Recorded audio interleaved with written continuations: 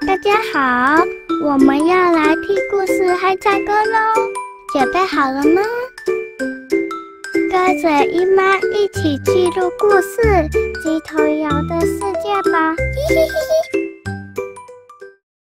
珍惜当下时光。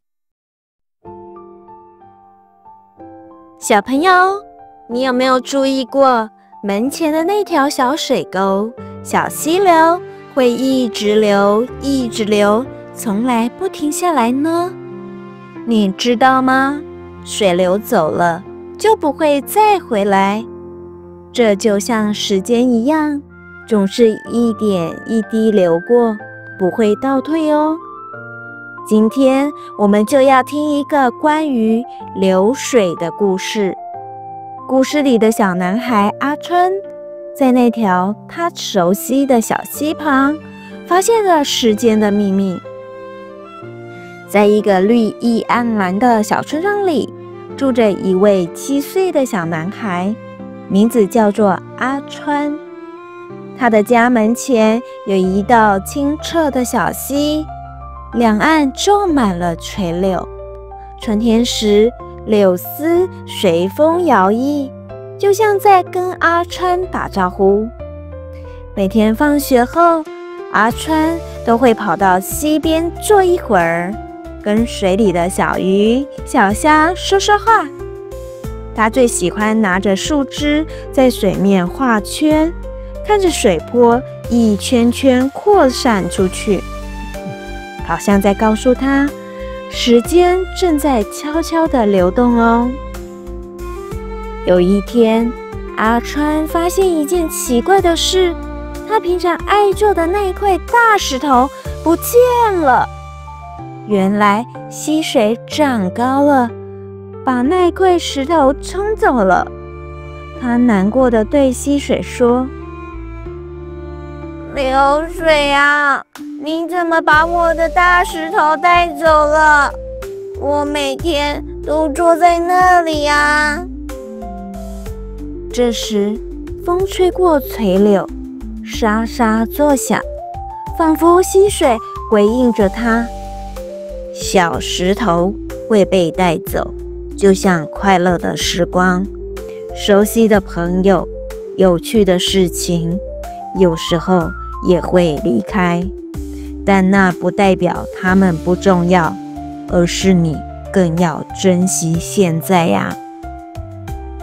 阿春听不太懂这句话，但他把这句话记在心里。几天后，阿川的好朋友小米告诉他，我们家要搬到城里去了，可能以后不能常来陪你玩了。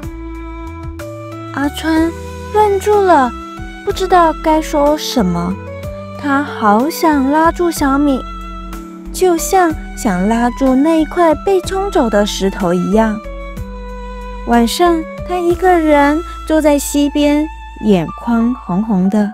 他问流水：为什么你总是不停下来呢？你可不可以停一下，让我跟小米多玩几天？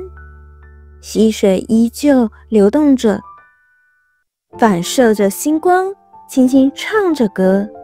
那天晚上，阿川第一次明白，时间是无法停止的，但他可以用心去记住每一个美好的瞬间。于是，在小米搬家的前一天，阿川带着他一起在溪边种下一棵小柳树。他说：这是我们的秘密约定，等你回来以后，看看它长多高了哦。1年过去了，小柳树长高了一点点，阿川依然常来溪边坐着，但他的心里变得更温柔、更坚强。他开始把每一段快乐的时光用画画、写字、拍照的方式留下来。他明白，虽然流水会带走很多东西，但它也会带来新的惊喜。有时候，阿春还会对着溪水轻声说：“流水呀，请你别把光阴带走太快，我还有好多事想做呢，还有好多人想记得。”小朋友，你也有喜欢的地方吗？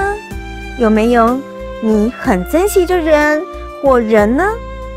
时间就像流水，一直不停地往前跑，我们不能把它停下来，但我们可以选择怎么好好珍惜现在。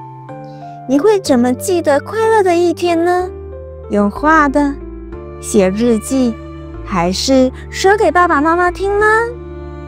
记住，当我们学会珍惜当下，就不会怕时间流走，因为我们的心里已经把那些美好收藏起来咯。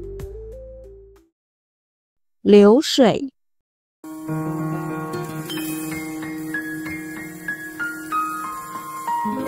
门前